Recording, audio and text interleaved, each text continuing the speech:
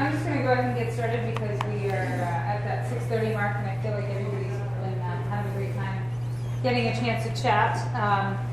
So this is, I'm up here. Oops, we've got two more folks. Come on in. What I'd love for you guys to do, you know, we're all sitting around these round tables for dinner, but for those folks who are, I'm just going to Riley. turn your chair. Cool, because I'm not going to make you come up here. Right, so that's a good compliment. I'm going to come closer to you instead of making you go all the way away. We have seasoned professor here. I'm really excited to be able to introduce Shelley tonight. This is one of the biology speakers nights, and a while ago Bev called and she said, I have this great speaker, but the only time she can be here is on the biology speaker night. The way we do the speaker series is we each get, I always get the third Thursday of the month. So in part I was really excited because this is a hard slot to fill at the end of the semester. So I'm like, score, Bev did it for me. And then I looked at her resume and I was like, well, this is great because I could never bring in a speaker like this because I can only offer them about $4 and can't cover travel. So it worked out just great. And it's also, Dr. Lusetti's work is so much in line with some of the work that the biology and chemistry departments do that it's a great way to bring that kind of work to Montana Tech. The other reason that I'm really excited to introduce her tonight is that so many of our lives have, and our work either has directly or indirectly been affected by embryo. Whether or not you've been working in a lab that's got INRI funds or you've heard the name around the department, it's a great program run by NIH that works in underfunded states and not underfunded, but small scale, some low population states, and tends to focus on smaller universities and really gives them a lift in their research and provides them with a great, gives the research or the university the ability to, I'm just watching this, right? Just talk about crappy but gives, you know, so you've got this great research coming out of smaller institutions or institutions from states that have lower populations, and it allows these institutions to compete. And so we've had some great research really get a leg up because of this. And so Dr. Lusetti works on the New Mexico branch of that, and she's now leading that. So it's sort of like a sister program, and it's a great opportunity to bring her in. So anyway, so she's an associate professor of biochemistry in the Department of Chemistry and Biochemistry at New Mexico State University. She earned her bachelor's degree from the University of California, Santa Barbara, and then went on to get her PhD from the University of Wisconsin-Madison and then do a postdoc there. She's been in her faculty position since 2006, and her research has focused on, and I'm going to try not to mess this one up, enzymology and DNA repair. She's published many peer-reviewed research papers, all in prestigious journals, and currently her research is funded by a prestigious R01 grant from the National Institute of Health. She's also the director of the EMBRY program in New Mexico and co-director of New Mexico State University's RISE program. Her grant portfolio brings in nearly $5 million a year.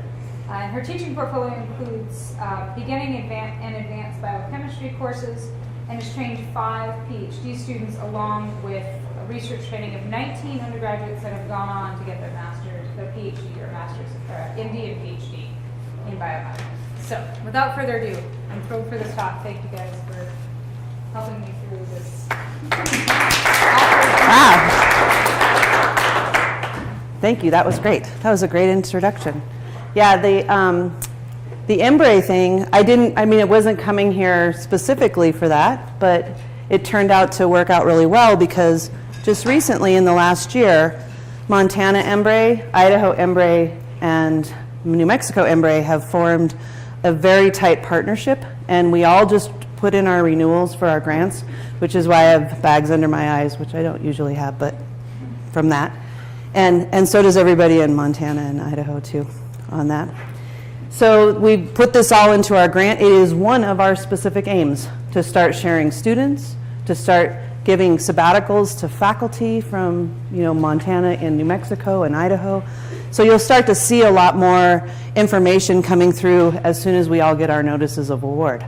And so that'll start next year. So we're trying to get a leg up on that and start inviting people to kind of share their research between the 3 states.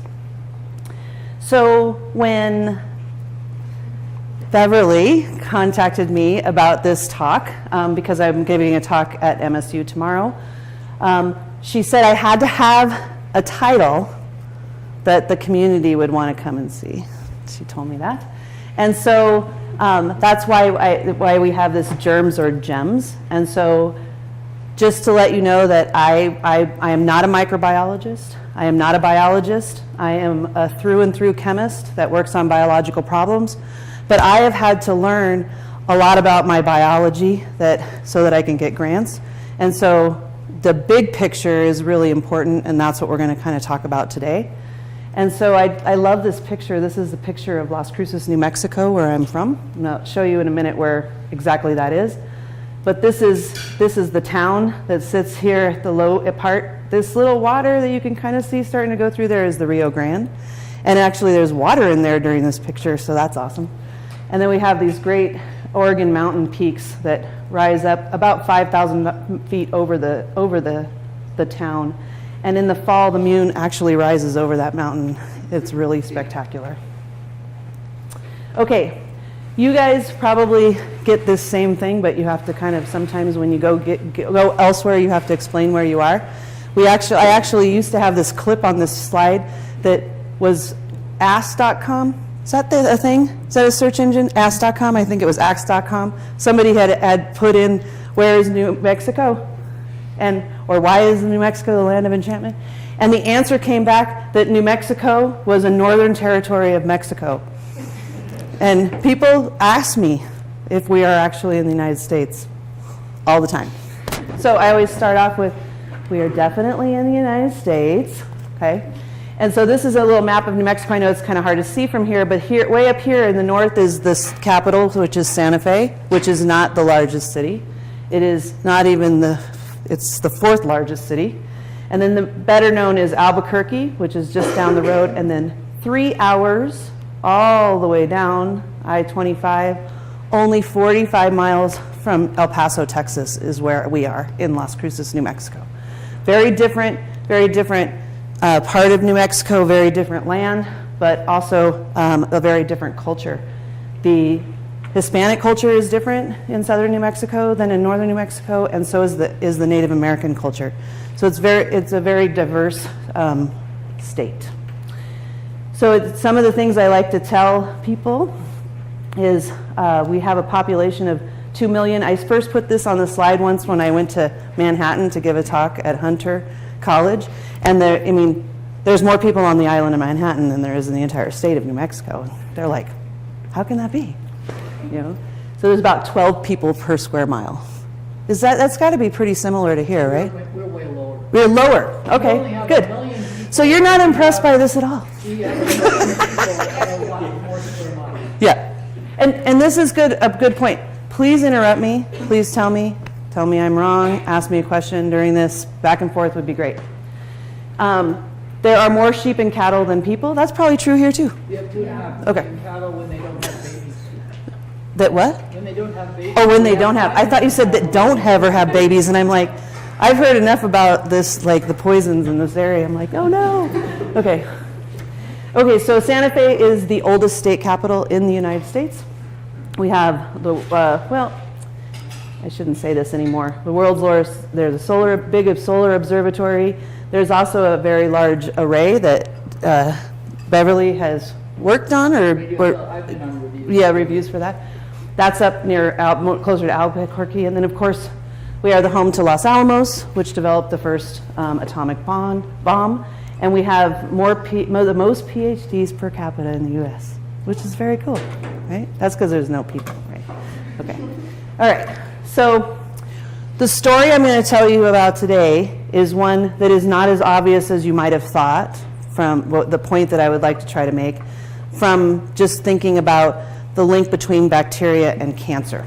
Okay, so I do want you to remember through this talk that bacteria do play major roles in human health and disease, including cancer. So there are cancer-causing bacteria. Bacteria are actually being used to deliver therapies to cancer. So there's a lot of positive things and negative things. But the major premise of what I would like to get across to you today is that the basic research that has been conducted to understand DNA repair in bacteria, so very basic science, it furthers the study of molecular cancer, the molecular causes of cancer, and also interventions and therapies. And the answer to this, and the thing I want to get across to you, and it's hinted here, is what's true of E. coli is true of elephants. Has anybody ever heard this before? Where have you heard it? Class. Class. Well, it's in this very famous paper called The 10 Commandments of Enzymology by Arthur Kornberg, who won the Nobel Prize for figuring out DNA replication. But we're not going to talk about that. But I'll clue you in on why this is really important. Okay. So there's a ton of different bacteria. The estimates that I could find when I was kind of looking for this talk, current estimates, some people are putting the number of unique bacterial species in the trillions on this planet. Okay, so there's tons of them, and many of them fall into these categories, this categorization that they do by shape, and so it's just kind of cool to kind of look at these. But a lot of the names of the examples that I'm giving that fall into these categories should be very familiar to you. So there's these spiral type bacteria, and an example is the bacteria that causes syphilis. There is a very large population of bacteria that are spherical, and that includes Staphylococcus and Streptococcus, which causes staph and strep. And then there's these flaginated ones here, and they just have this kind of tail. They're very motile. And this is an example is the bacteria that causes tetanus. There is this one called a comma. It's not a very good picture, but a lot of times you see them and they look kind of like a comma. And that includes Vibrio cholera and all of the Vibrios. And then there is the rod shapes, which is also another very, very large class of bacteria. And that includes E. coli and then Salmonella, both pathogenic, non-pathogenic E. coli. So there's a very large variety of bacteria, and as I mentioned before, one of the things I wanted to get across to you is that the bacteria contribute to both health and disease. Okay, and so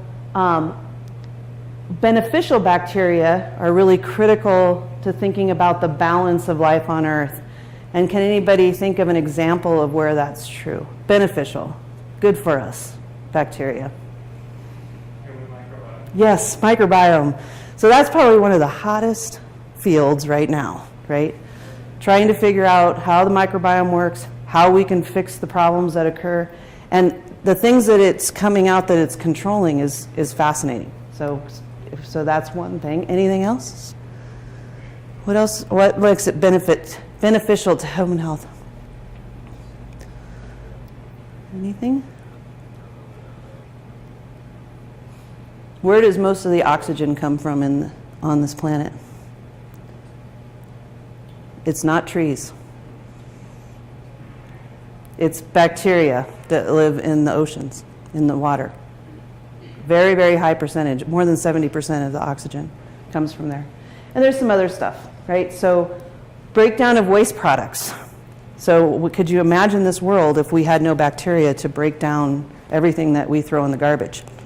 And every dead animal that is out in the forest that we don't pick up, right? I mean, all of these things are degraded by bacteria, and that includes both plants and animals.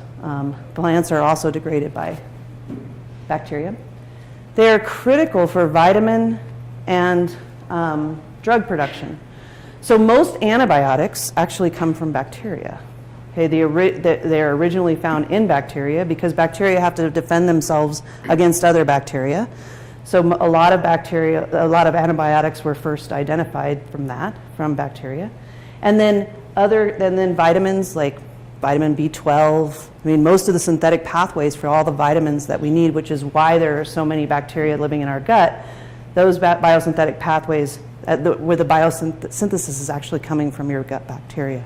So very important. And I mentioned the oxygen production on the Earth, And then very recently, there's some really interesting papers out there about bacteria being used to deliver, so non-pathogenic bacteria being used to deliver cancer therapy to targeted tumors. And this is, I mean, I don't think that we know for sure how good this is going to work in the long run, like everything else, but it's an interesting thing to watch. And then, of course, there's the disease aspect, right, which we're probably more familiar with. But only fewer than 100 known species of bacteria out of the estimated trillions of species are known to actually cause disease. Most are non-pathogenic. But there are about 23,000 deaths per year in the US, and close to 1 million globally, mostly in underdeveloped countries where you don't have good clean water and that kind of thing. And this is mostly due to antibiotic-resistant bacterial infections. And this is becoming quite a health crisis, as we've all heard. And finding new antibiotics and new antibiotics targets is critical, but there doesn't seem to be a lot of money in it. So that's going to have to fall to academics, probably, right? Because there's no money in it for pharmaceutical companies. Because most of us, when we get an antibiotic infection, we take a course of 5 days or 10 days, and then we don't ever take it again, or maybe we take it again in 5 years, but it's not a recurring thing, and so there's no money in it for pharma. So it's really going to have to kind of fall to academics to start doing more for antibiotic resistance mechanisms. And then some are known to cause cancer. There are definitely known bacteria known to cause cancer. One of the ones that have come out in recent years, relatively recent, maybe probably not recent to the students, but Helicobacter pylori, right, the causative agent of ulcers, also is linked to stomach cancer now. And so there's a lot of those. There's quite a few of those links. I'm not going to talk any more about any of that because that's not the link I'm talking about. Okay. Again, I want to talk about this basic research in bacteria. And so the first thing I want to talk about so that we can understand this is talk about the kind of the molecular causes of cancer, kind of getting down into the nitty-gritty. And so if I asked you the question, what is cancer? Anybody have an answer to that? I mean, how would you describe cancer besides a disease that kills grandma? What is that? Is it an infection? Growing cells in the body. Pardon me? Growing cells. Growing cells, right. It's your own cells, right, that are abnormally growing, in a nutshell. That's cancer, right? Now, that doesn't mean that it's fatal or anything. I mean, there has to be other things involved to make it a really serious disease, but that's what it is. It's uncontrolled growth of abnormal cells. And so a tumor is an abnormal mass of tissue that results when cells divide more than they should or they don't die when they're supposed to. Okay, so there's two kind of opposing things there, and there's mechanisms involved in both of those things. A malignant tumor can then invade and destroy nearby tissue. Okay, so you have a small amount of cells that are abnormal, and that abnormality starts moving to cells that are adjacent to it. And then when they spread and move from the primary tumor, that's called metastasis, to other parts of the body, that's when we have serious problems, right? Then it goes to another tissue, causes the abnormal cells to start regular cells to start transforming. These events occur. That's when you start having fatal kinds of situations. Okay. So I stole this from this Windsor Cancer Research Center in the UK. And there is so much research going on in cancer. I mean, the money is astronomical that goes into this. And a small part of it is the things that I'm really interested in, which is the basic kind of molecular causes. But there's a lot of really important stuff going on in cancer, and it's a great field to go into. And so there is kind of figuring out what causes cancer. How can we reduce our risk factor for cancer? There is living with cancer, kind of the psychology of being a cancer patient, cancer survivor. There's the clinical aspect, which is becoming fascinating, understanding, we're going to talk a little bit about the genetics of cancer, and understanding those genetics on an individual level in the clinic seems to be a fascinating career.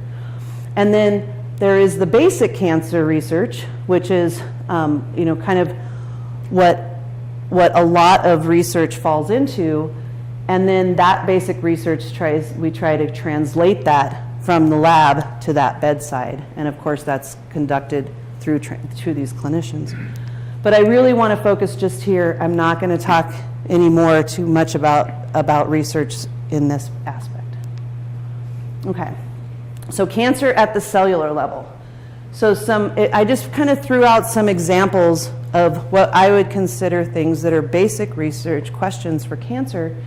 And most of the things that you are actually, when you're studying basic research in cancer, you're actually just studying how a cell works, right? You're really just trying to figure out how it works normally so you can understand what's wrong in an abnormal situation. So what makes a cell function properly, and which aspects are messed up in those cancer cells? I mean, I think that's the major question when you're trying to talk about the molecular cause. So the types of questions you could answer are: what controls cell growth? What controls cell division? These are all things that we know a lot about in a lot of cells. What controls cell death? What are the signals that lead to cell death? Why aren't cells dying in a cancer situation? And then also the thing that is important for metastasis is what makes a cell become mobile. So cell motility, how do you break free of the extracellular matrix that sticks cell together? How do you break free and move around the body to another place? So it encompasses all aspects of human cell biology and also regulatory mechanisms, signaling. Signaling is a big part of this. And then the other thing is the genetic profiles of different cell and tissue types, okay? And included in that are cancer cells. So what is different about the genetics, right? And then a big question has been, what do known carcinogens, these are the things that we know cause cancer, what do they actually do to cells? Okay, and what is this event? Then how does that lead to this transformation event, right? So that you go from normal cell to an abnormal cell that creates a tumor and a malignant tumor. Okay, so what are the changes that actually occur and that are directly caused by a carcinogen? Okay, so we've all heard this. It's in our genes. It's genetic, right? And so it is true that it's all in our genes, but it doesn't mean that all of the things that are wrong that are wrong genetically that lead to cancer you were born with, right? So we all know that, well, you guys all know, when I was in high school, I didn't know, but you lay out in the sun all day, getting a nice suntan, and you get all this UV exposure. We know now that is a really bad idea, right? So UV, smoking cigarettes, all kinds of things that we know for a long time we didn't know anything about, but we definitely know now that they're carcinogens. And I like to explain to first-year students and talking. So I give this biochemistry talk in genetics for young genetic students, and I tell them that it's a scar, right? It's like a scar on the DNA, and it scars the genetic code, and that scar is known as a mutation. And the question is, do these mutations directly cause cancer, or are the mutations a result of the cancer? Is there something about cancer cells that make things more mutagenic, that make mutants more common? And I don't think that the answer really matters at this point, right? It's something that we've been able to define in some cancers, but not others.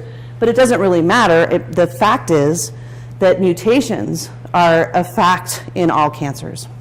and this kind of concept of genomic instability, meaning that there has been some kind of change in the genome sequence, and that is a hallmark of every single cancer that has been genetically looked at. Okay? The other thing is that certain groups of people, and so this is where what you're born with, have higher cancer rates. There is definitely predisposition, that is family, it's inheritable predisposition for cancer. And what is different about their genetic code? So we can take and look at different tissue types in the same organism, an abnormal cell versus a normal cell, look at the genetics of those two and compare them.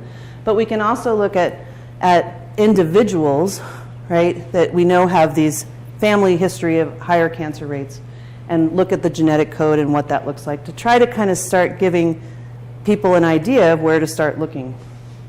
And this has been done for a long time, yeah. Question. Mm-hmm. So there is environment and there's genetics, okay? Generally speaking, a family community is living in a very similar environment. And a different family is living in a different environment. So how do scientists know that it's the genetic similarities of the people in this family who have a higher cancer incidence and not their activities and environmental influences because of where they live or what they're all doing? Because different families tend to have more similar experiences than non-related people Yeah, do. so there's a lot of different ways that you can do that. I mean, you can tell if you have inherited a mutation versus, and most of it is based on the tissues, the tissue differences, because you should have hallmarks of all of those mutations in every tissue, right? I mean, pretty much, if you inherited it. But if it's something that's, just a skin cancer, right? But also they have followed these families for years. So they're looking at what's inherited. If it's something that you got from a carcinogen, you're not passing that down, right? So if you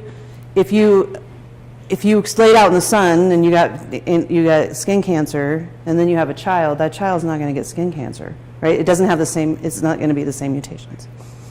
Okay, it's a good question though.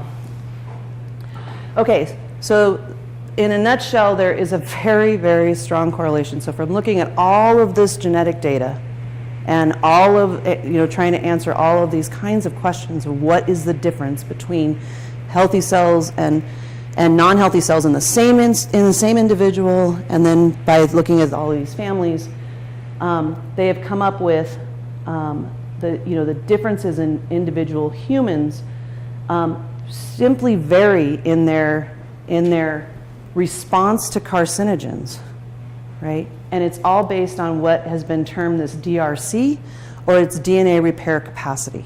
Okay, so it's all coming down to the ability to repair DNA, and as you'll see in a minute, that's because almost every single carcinogen known has some effect on DNA directly. Okay, and then cancer cells have very severe changes in its genome structure, and that genome structure is when I say genome structure, primary structure is structure, so sequence, it falls into that category.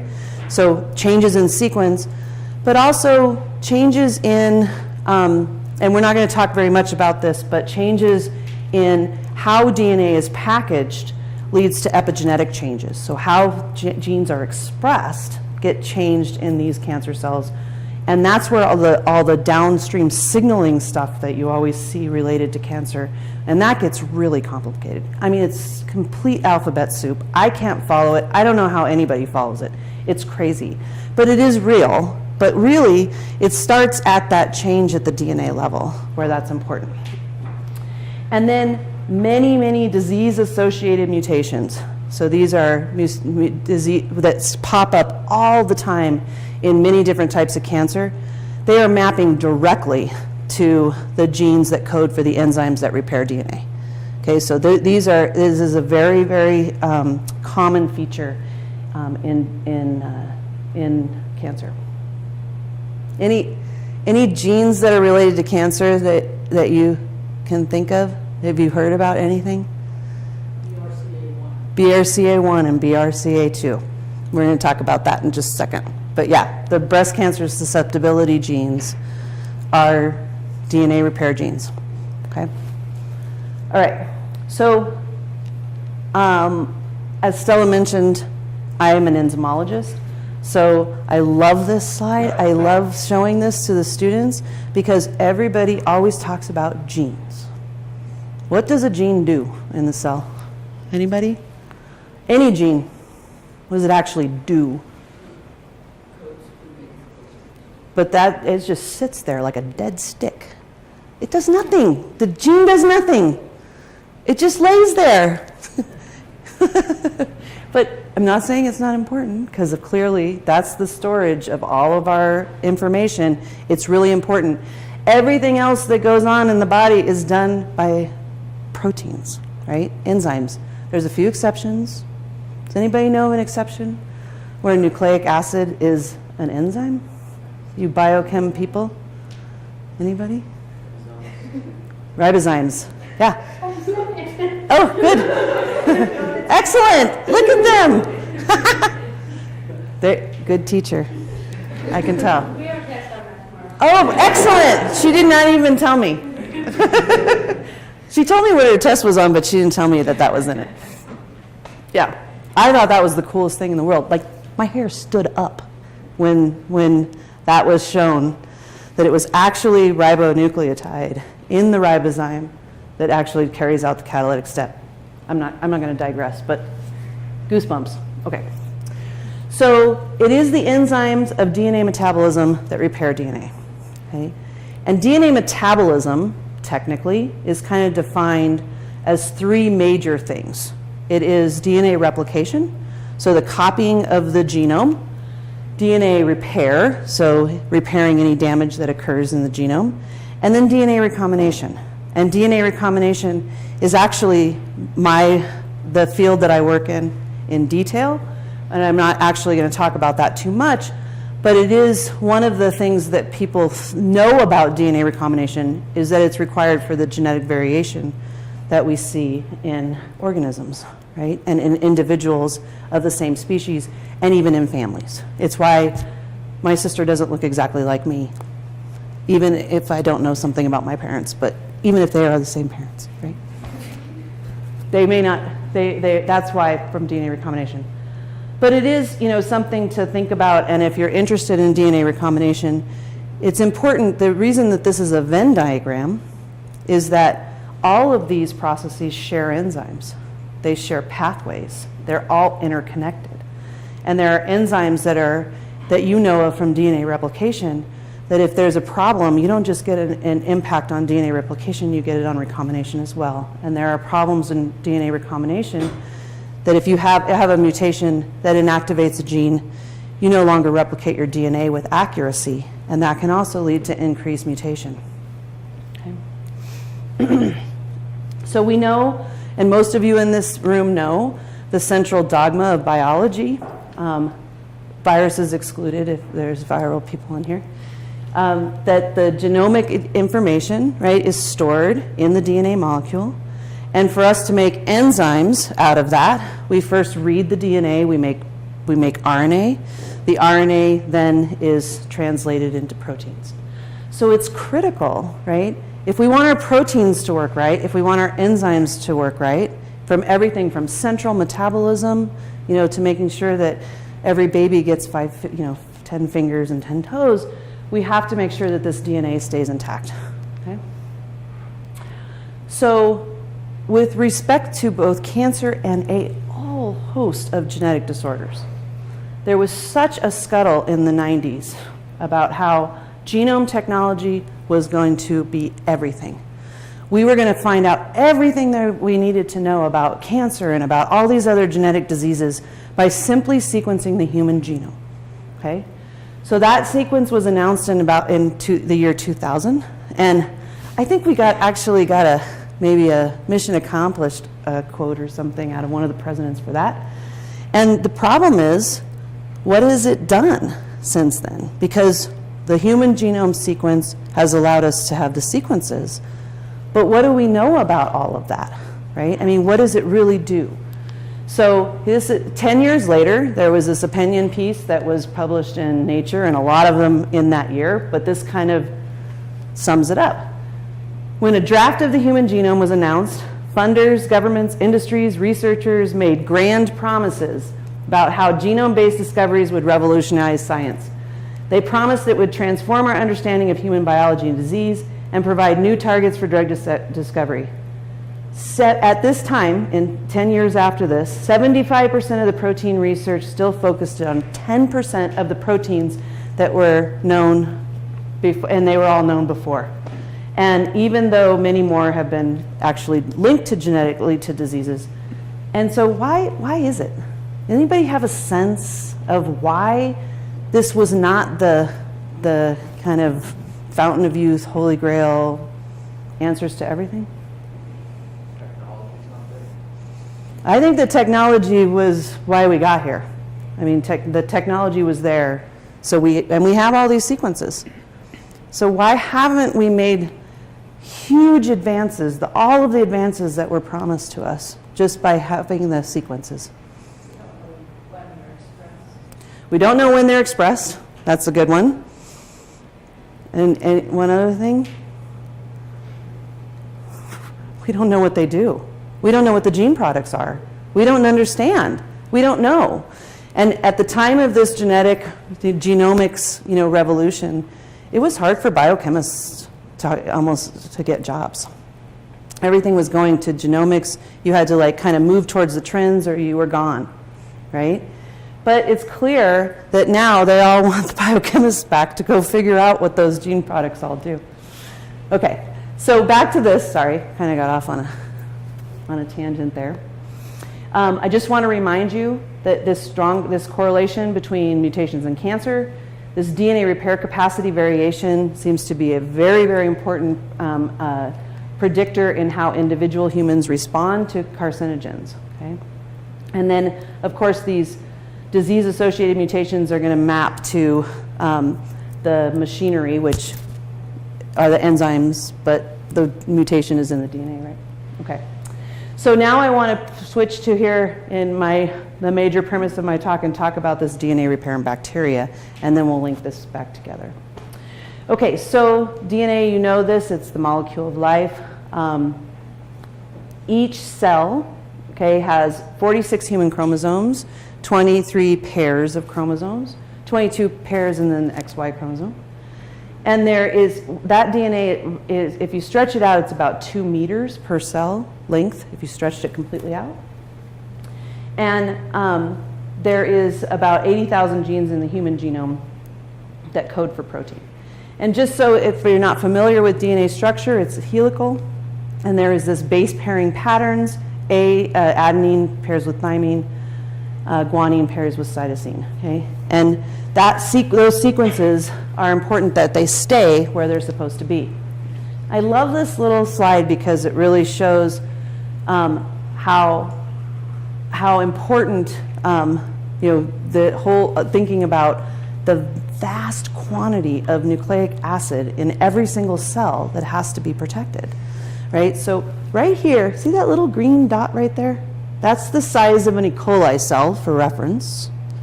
And this line that goes all the way across is the relative difference in size if you were to spread out its one chromosome, if you were to pull it out.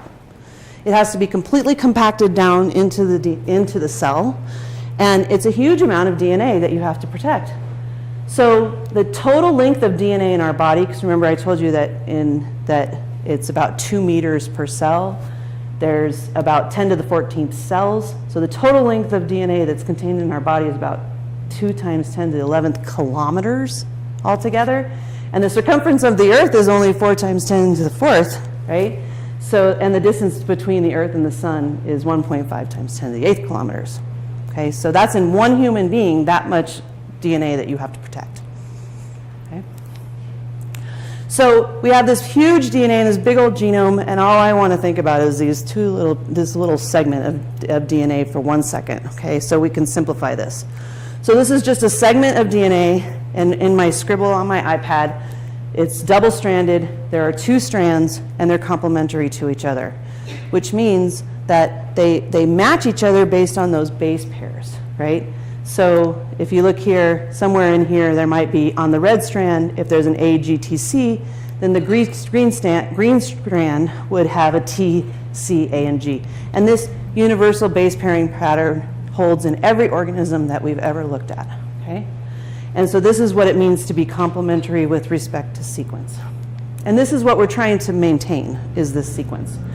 So when a cell divides, it has to replicate that so that the whole genome in one cell gets copied and then brought down to the new cell, right? So you keep one in the old cell and the next cell. So in order to do that, you have to separate those 2 strands, right? So they have to be flexible enough to be separated, but then they have to be able to be stable enough to actually exist together as a double strand. And so when you separate the strands, then you get replication that occurs.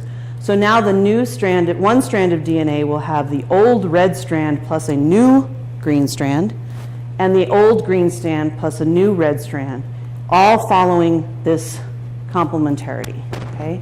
But the important thing is that this strand, once opened, becomes the template for the other strand of the new strand that gets copied. So those templates are really important to maintain the integrity of the DNA. So a very simplified view of DNA repair would be that you have this here, right? You have some kind of event that has occurred, some carcinogen, something, or some other thing. There's 1,000 things we'll talk about in just a second, that causes some kind of damage here. And that base is either gone, or it's different, or something's wrong, right? And one of the simplest ways to repair this thing is to simply use the other strand as a template, okay? So you can come in here and you can make a cut to the DNA, and you can use enzymes to cut this, and you can also take this whole strand out. Just take it away, because only one strand is damaged. And then you use the information in this template strand to do template-driven synthesis, and you create a new little section, but it's identical in sequence to the one before. Very, very simple. Unfortunately, most damage is not that simple. It includes both strands, or it includes cutting all the way through both strands, or it's so big and so bulky that there's no enzyme to really deal with it. So there's as many forms of DNA damage you can think of, there's a pathway to deal with it, okay? So DNA damage is simply defined as the breakage or insertion of a covalent bond that is in DNA. Could be the glycosidic bond, or it could be the phosphate backbone, or some alteration in the base composition, typically meaning sequence. Okay? So many carcinogens, things that cause cancer, actually, when they enter the body, are not dangerous until they are activated through metabolism. And then they become a reactive metabolite. They do some kind of modification to the DNA. If that modification is replicated, and then it is passed on to the next cell, it is now a mutation. Okay? Only if the damage is replicated and conserved into the next cell. And so mutation is defined then as a permanent change in the DNA sequence, okay, for that cell. And the mutagen is an agent that actually increases this the frequency of mutation, but not all mutagens are carcinogens. A carcinogen then is a mutagen that causes cancer. Okay, so one of the things that we'll talk about quite a bit here is this idea of radiation, and radiation causing DNA damage. And what radiation actually does is ionizes water. And that ionized water becomes a reactive oxygen species. And that reactive oxygen species is what actually does damage to the DNA. And that's why you all hear about everything is an antioxidant, right? Every juice you buy, everything you have is antioxidant. And that's because the antioxidants will react with this free radical and protect the cellular components. There is a direct route to radiation damage as well. Okay, so what kinds of things form free radicals? Almost everything that you can think of that's known carcinogen. It's actually that route. And in fact, even some antibiotics cause these kinds of problems because any kind of imbalance in the cell can actually lead to an increased amount of reactive oxygen species. And so there's both external kind of exogenous things that cause an increase in a reactive oxygen species, but there's also a lot of problems that can occur in your normal DNA metabolism. Those of you who are taking or taken biochemistry, think about the electron transport chain and all of those electrons, single electrons that are being passed from one carrier to another. And at each of those points, there is a potential for an electron to be passed to the wrong kind of a thing, right? And so then they would have these kinds of reactive oxygen species. There are definitely mutations that occur, familial mutations that occur, that are actually not in any kind of DNA repair, but they're actually cause increased oxygen radicals just from your normal metabolism. Okay, remember there's this strong correlation between these mutations and the cancer. And so this is my favorite slide about DNA repair pathways, and you can't read it, and don't worry about it, because it would take me hours and hours to go through it all and all the ways that DNA can be repaired. So we don't need to go through that, but all of this, almost every single thing on this slide was actually originally identified and worked out in bacteria, and it holds in, almost everything holds in humans too. And so if you look through, and we're not going to go in any detail, but this kind of slide shows you like what is the DNA damage and how do you fix it, right? And then down here, and these are human genes. These are all the human genes that are known to be involved in the human repair pathway of these different types of damage events. And everything in red indicates some regulation by epigenetic alteration, meaning that it's there when you have a change in the way that a gene is expressed, these things are involved. And the red asterisk, the asterisks that are popping up all over there, are indicating an expression in one or more types of cancer that have been verified. Okay, so there's these red asterisks all over the place. So what's not abundantly clear, if you read the bacterial literature, is that these things almost all have either a sequence homolog in bacteria, or they have an analogous protein in bacteria that is not a sequence homolog, but they have similar functions. Okay, and the only way to know that is to do the biochemistry in there. Okay, so every single one of these mechanisms, every single one, basic excision repair, nucleotide excision repair, recombinational repair, mismatch repair, and direct reversal of that, and we're not going to go through all the details, is first identified in bacteria, and then all the pathway was completely worked out in bacteria. The other one, this non-homologous end joining, was thought to be completely a eukaryotic phenomenon. It was worked out in yeast, which is okay, but now it's become clear that there are bacteria that do non-homologous end joining. We just weren't working on the right bacteria at first.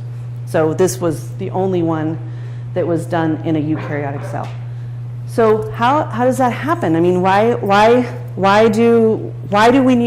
is it all worked out in bacteria first? Any ideas? Why do you think? Yeah, but we're working on it. They have to solve all those life problems. And, Yeah. Well, no, but I mean, why is it that we use bacteria first to find it? Yeah, that's a good one. That's right here. Yeah, reproduction period less than an hour. Very simple rules. Yeah, I like simple. I like clear. Yes, right, less ethical considerations. So I have a massive irradiator in my lab. It looks like a autoclave. And we stick cells in there and brutalize billions of bacteria a week. And PETA never says a word to me. They don't care, right? But if you start sticking mice in there, then you have problems. But really, the cellular structure is simpler. It's simpler than humans. And again, this is very important. This makes it, you can do an experiment in bacteria, a genetics to protein experiment in 2 days because of the way that these things reproduce. If you have to have an animal model or a transgenic plant, I sat on a thesis committee of this poor student that had to make transgenic plants, and she's like waiting for 8 months, and I'm like, what are you doing? So it makes things very nice. I like instant gratification. I want to know everything that's going on, and when I have an idea, I want that experiment to be happen tomorrow. I get to do that, but because I work in bacteria. Okay, what's really important though, and why this worked, and why we have so much information from the bacterial models and what I'm talking about, I'm not talking about, for those of you who understand the intricacies of a lot of this stuff, I am not talking about the control or the regulation of cancer. I am talking about these pathways that are intricately linked to cancer have all been worked out, and it's all been now done in human cells, and it's all the same. It's all completely the same. And so this is what Arthur Gornberg was talking about, this whole what's true of E. coli is true of elephants. I mean, it's a gross oversimplification, right? But these things are analogous. I'm using the word analogous and not homologous, which is what we usually do, and that's because what I mentioned before. There's proteins that turn out to not be they have almost no sequence identity, that once you look at the function and what they do, they're doing the same thing. Okay? Many human genes are actually annotated based on their sequence similarity to genes from similar organisms. So when you go to a human genome or to any of the genomes that are out there for higher, more complex organisms, and and you go to the gene bank and there's something that says what that does, right? This is coming almost exclusively, at least in the early days, from what we knew from simpler organisms. Okay? It gives them ideas. It says so when they finally do start looking at the details, they know exactly what to test. So how much time was saved because of this? How many lives were saved? Where would we be? It would have taken decades longer had we not already worked it all out in bacteria. Okay, so this is how we have furthered the kind of understanding of the molecular causes. But then the thing that I'm working on in the lab is actually using bacteria to look at understanding and furthering the study of therapeutic interventions. And so one of the things, so how many people in the room have known somebody who has had cancer? Oh geez. I mean, almost nobody is not raising their hands, right? So there's 3 initial options typically to a cancer treatment, right? There's surgery to remove the tumor, which is almost never done alone. And then there's some kind of chemotherapy that's generally done, which is generally some systemic drug that is targeting rapidly dividing cells, right? Which is why people lose their hair, why their skin becomes yellow, why their eyeballs look all kind of weird, because these are places where you have rapidly dividing cells normally, but it's the kind of the payoff that you get, right? And then the other one, which is what I want to focus on right now, is radiation. So it's very, very common, especially when you have a primary tumor that has not metastasized, to have some kind of targeted radiation at that tumor. And why do we do that? Ionizing radiation, or radiation, is actually what I was mentioning before. It ionizes water, and it is devastating to the cell at high concentrations. And it does damage not just to proteins, or not just to DNA, but to proteins. And ionizing radiation is used to kill cells all the time, right? So cancer therapy. But also, many of you might not know that most of our food supply, almost all canned food, is irradiated before it goes out. And surgical instruments are irradiated, so we use it to kill cells, right? So it turns out that the sensitivity to radiation varies by organism, and that cells can acquire resistance to this. And it acquires resistance to this in a way, it seems, that is kind of similar to the way bacteria acquire antibiotic resistance. So we have some kind of, the patient has some tumor that can be that can be irradiated in a kind of single beam kind of a thing. And what you have here is, this is showing kind of a schematic. You have normal cells and cancer cells. And so you damage everything in this field when you do this. And you start kind of damaging normal cells, but you kill off the cancer cells, okay? The normal cells will repair correctly, but the cancer cells, the idea is that they won't, okay? So this is typically a sublethal kind of dose, of, obviously, of because you don't want to kill the patient. And hopefully after the treatment ends, the normal cells are the only ones left, the ones that can repair the damage that's caused by the radiation therapy. But there are side effects to this, and there's a lot of side effects that may not, if you haven't had cancer, may not seem like a big deal. But one of the biggest problems is this idea of secondary cancer. And it turns out that many, many cancers go into remission that are treated by many things, but particularly by radiation. They go into remission only to come back more aggressive and completely resistant to that radiation treatment. And so what is going on? Like, what are the changes that are occurring in that cell type, that it now is resistant to radiation? And so there's something called cancer stem cells. This is a buzzword that's really taking off. And they seem to be a few cells that are part of the tumor that are protected from the effects of the radiation. And also, these stem cells have robust DNA damage pathways, okay? And so there's a lot of these kind of clinically relevant factors, but I just want to there's enhanced repair of radiation damage. So instead of just the healthy cells being able to repair, now you have hyper repair. So we always thought that this was about the cancer wasn't repairing DNA, but it turns out that a lot of these cancers also actually have hyperactive DNA repair pathways, okay? And so that strong correlation that I was talking about before with the DNA repair capacity, this capacity can be low or high, which is a little confusing, and it's the different types of DNA, different types of cancer. But this variation also extends to different kinds of organisms, and especially bacteria. So it turns out that, that we can use a variety of bacterial species, and this is what we do in our lab, and we use all species that have differential DNA repair capacities, and we're trying to model these mechanisms that lead to cancer resistance.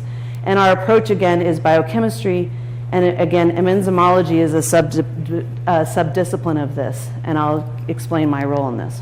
Okay, so our favorite organism, and we're almost done. I know I'm going a little over, but our favorite organism is called Deinococcus radiodurans. It is actually in the Guinness Book of World Records as the toughest bacterium or something like that. And it turns out it's not the toughest bacterium, but it's still in the Guinness Book of World Records. It is non-pathogenic, thank goodness. It is tetrad forming. This is actually a circle, but it forms these tetrads together. And it's not just radiation resistant. It is resistant to all kinds of things that cause damage. And this was actually initially isolated from irradiated canned Spam in the 1950s. The whole lot of this gelatinous meat product went bad, and they cultured it and found this. This organism did not evolve to like live in Spam, but it actually is a desert dweller, because desiccation, the complete removal of water from a cell, also causes the same kind of damage as ionizing radiation, and that's where it evolved. Okay, so just a few things. If this is a list of several different bacteria, and it lists their D10 value for ionizing radiation, and this is the amount of radiation that's required to kill 90% of the cells, and it ranges in this, and these are all pretty resistant, from 1,000 gray to Deinococcus is down here at 10,000 grays, and there is higher ones besides this. And just for reference, the D10 dose that will kill an E. coli cell is 200 gray compared to 10,000 gray, and it's about 10 gray for a human cell. Okay, so this thing it can handle lots and lots of radiation. what makes the bugs so resistant? That's the question. There are a lot of cellular characteristics, and the biologists for a long time were trying to figure out how could this thing be protecting itself from the damage. And there are a lot of things that are kind of interesting about it. It has a very high concentration of antioxidants. In fact, that micrograph, that picture you're seeing is not colorized. It is actually red, and because it has a high concentration of carotenoids in its membrane. And carotenoids are these conjugated double bond molecules that are antioxidants to kind of pick up these electrons. It has a very unique genome structure, but a very, very robust DNA repair capacity. And this is what really got us interested in it. And how do we test that? And this is the only piece of data in this talk, and I'm almost done. It survives this DNA damage, but it does not prevent. Survives the radiation, but it does not prevent the damage. Okay, so the way this works is you take a Deinococcus cell and you take out its genome and you cut it so that it will run with a specific pattern on an agarose gel. And then you take that same genome and you hit it with, in this case, 3,000 gray, not even a lethal dose of radiation. And then you cut it and you run it on this gel, and this is what it looks like. So all the pieces are fragmented. It's just a mess. It is completely fragmented at that level. And then you put this thing into nice media, and you look at these over a time period. This is minutes. This is 3 hours, and it completely builds back its genome, and there's no mutation. It's just crazy. Like, how it could do that is just crazy. This is the amount of damage that would kill almost any other organism except a few others. Okay, so what's going on? The question was, we know the DNA is damaged. So is it that it has novel proteins or pathways or signals, things we've never seen before, that for DNA repair, or does it have known proteins and they're just really, really good at it, right? And we are working on this. And the answer is yes to both. There are novel proteins and there are super proteins. But basically the way that we do this is we do what we call comparative biochemistry. So we purify the gene product or protein that we have identified that's important, and we determine its function. And that's what our role is in this, using biochemical assays, protein-protein interaction stuff. And then somebody else is doing a lot of the genetics and that kind of thing. So together with these geneticists, chemists that have been helping us, microbiologists, and the enzymologists like me that are working on this, we are trying to describe all of the changes that occur in a cell that leads to radiation damage. We have organisms that are sensitive to radiation, and then we can blast them with radiation until 99% of the cells are dead, and then we let them recover, and we do that like 15 times, and we've been able to genetically show that the changes that occur, and they are now resistant to radiation. And so, and we've been able to compare those, and some of this is published, but it looks like almost all of these hits are in DNA repair genes that allow them to recover. The goal is to improve radiation therapy outcomes. We have to understand the models why cells become resistant to radiation. And it's working. So there are enzyme inhibitor drugs that are being used right now. Some are these PARP inhibitors that you might have heard of. And it's combined with that radiation therapy seems to be improving some cancer treatment outcomes, but it will be decades before we know for sure because of remission and trying to do this. And that's one of them. This is that PARP one. And so the idea would be to just identify the bacterial analog. This is the way we are going about it, determining a role in resistance by gene knockout. And this is in multiple organisms, not just in Deinococcus. Then we purify this gene product, we determine its function, and then we work with chemists to develop drugs that will inhibit these things. And then it's kind of moved off of our plate and onto the molecular oncology type people that then can go further. I told you I was going to tell you about BRCA2 and I forgot. BRCA2 is right here, BRCA1. These are recombination proteins. They are absolutely required for recombination to occur. And when they're mutated, it turns out that mutated BRCA2 doesn't stop recombination, it makes cells hyper-recombinant. And so you get way more movement of genes and stuff like that. But we didn't have a chance to talk about that. So anyway, I hope I convinced you that basic research that's conducted in bacteria on DNA repair can further the study of understanding what causes, molecular causes of cancer, and also for therapeutic interventions. So I'm not going to read all these names. These are some current lab members. Not everybody's on this list. We've got past members of graduate students, a lot of undergrads recently that have been working on. And these things here are the programs that support them, where our university is very good, has done very well about getting programs like Howard Hughes Medical Institute, MARC, which is maximizing access to research careers, and RISE, bridges that students can do research. The funding for our research comes from an NIH grant and then acknowledging the EMBRE program. And I'll take any questions, but I'm hoping you guys threw them out as you went. But is there anything burning?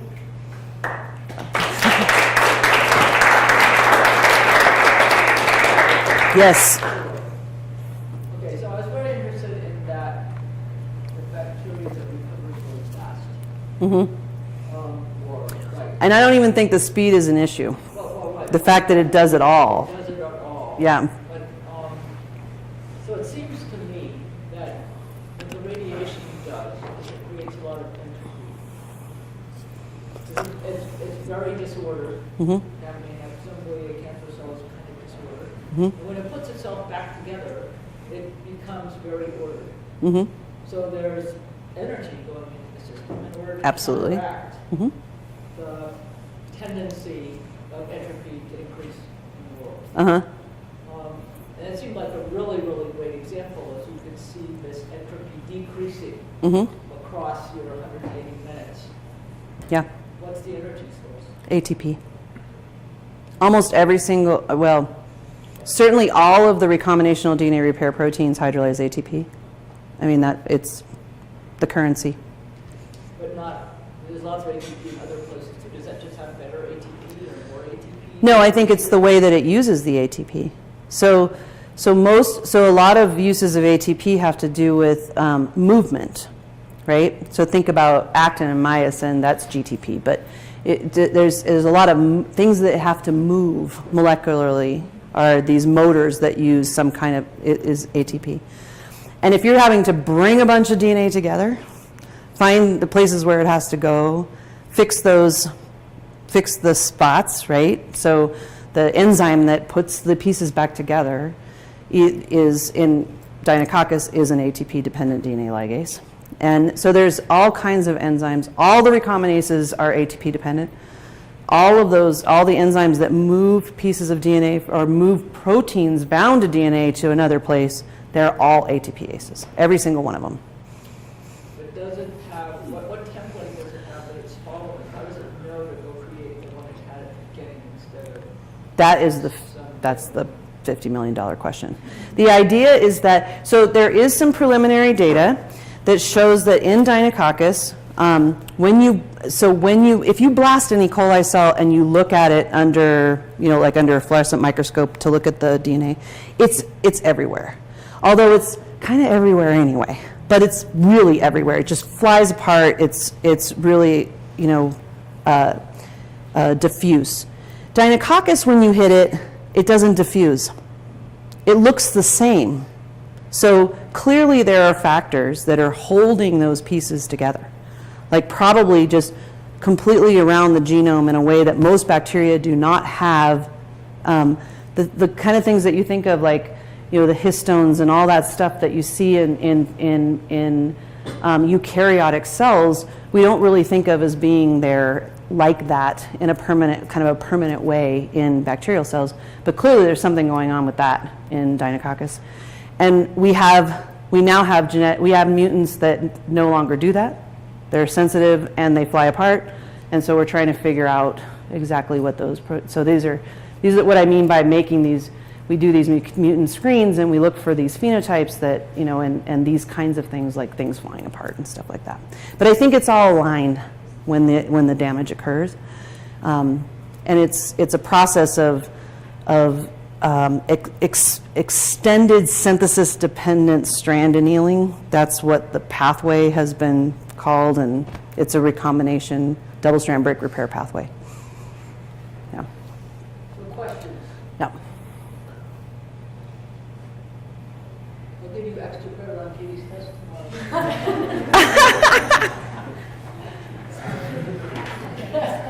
Can she do that?